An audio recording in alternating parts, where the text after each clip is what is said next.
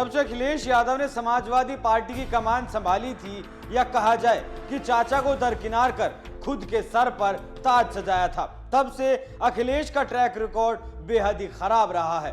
पिता ने सोने की थाली में सजाकर ताज सर पर क्या सजाया, अखिलेश ने उस सरपरस्ती को ही मोल को नहीं समझा और पिता की राय को ज्यादा तवज्जो नहीं दी गई। उसका नतीजा हुआ कि जो साथी जोड़े गए थे वो एक एक कर साथ छोड़ते चले गए, लेकिन जयंत चौधरी ऐसे साथी साबित हुए थे जिन्होंने साथ नहीं छोड़ा। लेकिन अब यूपी की राजनीति में एक बार फिर से उथल पुथल की खबरें जोर पकड़ रही हैं। सूबे की राजनीतिक गलियारों में चर्चा है कि चोरी चुपके जयंत चौधरी नई साथी की तलाश में हैं और अखिलेश का साथ किसी भी वक्त छूट सकता है।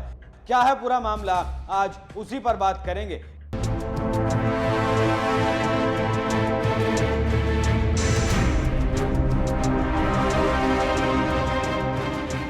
नमस्कार, एनएमएफ न्यूज देख रहे हैं आप। मैं हूं आपके साथ अभिषेक पुंडीर। यूपी की राजनीति को समझना इतना आसान काम नहीं है जितना अखिलेश यादव समझ बैठे थे। अखिलेश यादव ने अगर अपने दम पर और अपनी नीतियों पर कुर्सी कमाई होती तो शायद वो समझ पाते, लेकिन अब लखनऊ में बैठे अखिलेश यादव के राजनीतिक अखाड़े से खबरें छन छन कर बाहर आ रही हैं कि समाजवादी पार्टी और लोकदल के बीच दरार पड़नी शुरू हो चुकी है और वजह है एक छोटा सा चुनाव। हालांकि इस तनातनी को और लेकर दोनों पार्टियों की तरफ से कोई साफ साफ निर्देश या संदेश जारी नहीं किया गया है, लेकिन जयंत चौधरी अब आने वाले लोकसभा चुनाव के लिए नए साथी की तलाश में निकल पड़े हैं और उनका वो साथी राहुल गांधी हो सकते हैं, क्योंकि दोनों के बीच बातचीत का दौर चल रहा है।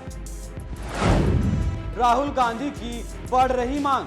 जब से कांग्रेस पार्टी ने कर्नाटक के चुनाव में बम्पर जीत हासिल की है, तब से राहुल गांधी की मांग राजनीति में बढ़ गई है। वो बात अलग है कि उनका भी खुद का राजनीतिक सफर मजेदार में है, लेकिन पहले हिमाचल और अब कर्नाटक की जीत ने मोदी को हराने का सपना देखने वाले लोगों के बीच राहुल की बात करना मजबूरी बना दिया है।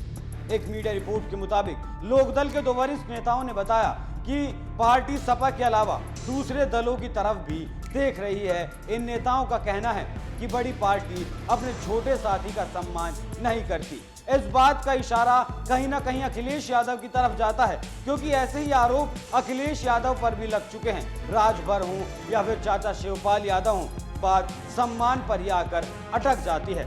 इन नेताओं के मुताबिक जयंत अब कांग्रेस के हाथ के साथ अपने नल को आगे चलाना चाहते हैं। इन नेताओं का कहना है, हमारे राष्ट्रीय प्रवक्ता अब कांग्रेस के शीर्ष नेतृत्व से संपर्क साध रहे हैं। हम हमारे विकल्प तलाश रहे हैं और अगर सब ठीक रहता है तो आप देखेंगे कि आजाद समाज पार्टी, कांग्रेस और रालोद 2024 का चुनाव साथ लड़ेंगे। खबरों के मुताबिक पार्टी के एक और पदाधिकारी ने कहा, जयंत जी और कांग्रेस नेतृत्व के बीच बात हुई है और कुछ मौकों पर राजस्थान कांग्रेस के नेता सचिन पायलट और चंद्रशेखर आजाद भी मौजूद रहे। खास बात यह है कि रालोद और कांग्रेस के बीच पहले से ही राजस्थान में सियासी साझेदारी जारी है। इस बात को पुख्ता करने के लिए इस उदाहरण से समझा जा सकता है कि कर्नाटक के शपथ ग्रहण समारोह में जयंत चौधरी मौजूद रहे, लेकिन अखिलेश ने इससे दूरी बनाई।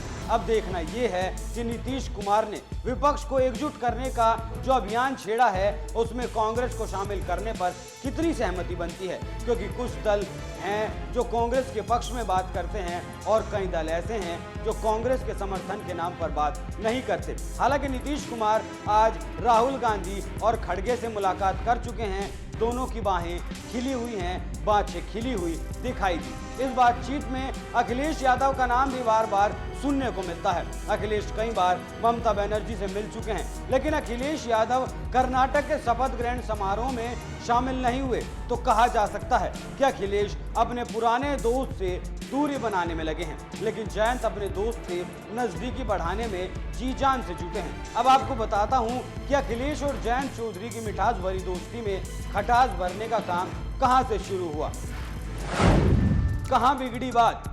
इस दोस्ती के दुश्मनी में बदलने की शुरुआत होती है अभी हाल ही में हुई यूपी के नगर निकाय चुनाव से। जहां सपा और रालोद दोनों ही अपने कद के हिसाब से दम नहीं दिखा सके और बीजेपी सुपड़ा साफ करने में कामयाब रही। दरअसल मामला शुरू हुआ मेरठ की एक मेयर सीट से, जहां जयंत चौधरी अपनी दावेदारी चाहते थे, लेकिन अखिलेश यादव ने बिना जयंत से चर्चा किए हुए ये सीट सीमा प्रधान को दे दी। सीमा प्रधान अतुल प्रधान की पत्नी हैं, जो इस वक्त सरधना सीट से सपा के विधायक हैं। लेकिन सीमा प्रधान को इस सीट से करारी हार का सामना करना पड़ा था। इसके अलावा मेरठ मवाना नगर पालिका परिषद सीट और बागपत के खेगड़ा समेत कई और सीटों पर भी टकराव देखने को मिला, लेकिन अखिलेश यादव ने जयंत को दरकिनार कर दिया। यहाँ अखिलेश यादव ने बड़े नेता जैसी कोई बात नहीं दिखाई। छोटे से चुनाव के लिए अखिलेश ने अपने साथी को दांव पर लगा दिया। लेकिन अब देखने वाली बात होगी कि इस छोटी सी लड़ाई के बाद उपजा विवाद कहां जाकर रुकता है। क्या साथ छोड़ने का मन बना चुके हैं जयंत?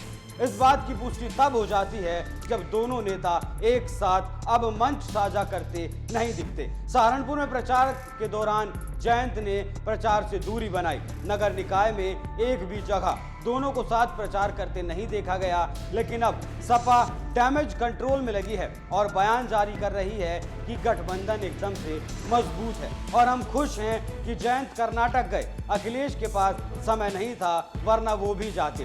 तो सपा की तरफ से आया ये बयान साफ दिखाता है कि वो अब डैमेज कंट्रोल के अलावा कुछ नहीं कर रहे, क्योंकि सपा जानती है कि एक एक कर सारे साथी साथ छोड़ रहे हैं, तो ऐसे में वो रालोद के झटके को बर्दाश्त नहीं कर पाएंगे। अकेले खड़े रहे जयंत चौधरी। 2019 के लोकसभा चुनाव की तस्वीर अगर आपके दिमाग में हो तो लोकसभा चुनाव के लिए महागठबंधन बनाया गया था। अखिलेश ने मायावती के साथ गठबंधन किया था, लेकिन हाल क्या हुआ वो सब ने देखा।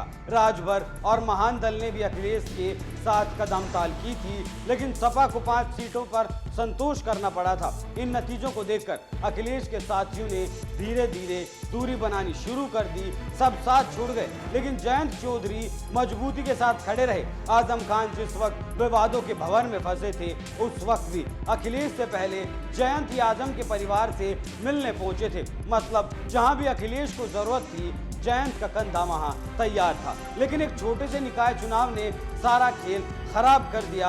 अब अगर बात कांग्रेस और अखिलेश यादव की जाए तो राहुल गांधी के साथ भी अखिलेश यादव गठबंधन कर चुके हैं, लेकिन जो हुआ था जो था वो भी गंवा दिया था। तो ऐसे में दोनों नेताओं के बीच तल्खी कुछ ज्यादा बढ़ गई थी। इसलिए अखिलेश फिलहाल तो दबी आवाज में कांग्रेस के लिए समर्थन दिखा रहे हैं, लेकिन मन में क्या है वो सब जानते हैं। और कर्नाटक को जीतने के बाद जयंत को राहुल गांधी में संभावनाएं नजर आ रही हैं। वहीं दूसरी तरफ निकाय चुनाव में सपा का हाल देखकर डूबती नाव से कूदने का वो प्लान तैयार कर रहे होंगे। हालांकि यूपी की राजनीति में कब क्या खेला हो जाए वो राजनीतिक विश्लेषक भी सटीक तौर पर नहीं बता सकते। लेकिन अब देखना बेहद ही दिलचस्प होगा कि जय वीरू की जोड़ी का अंत अब कब तक हो पाता है। आप इस खबर पर क्या राय रखते हैं, हमें कमेंट कर जरूर बताएं। नमस्कार।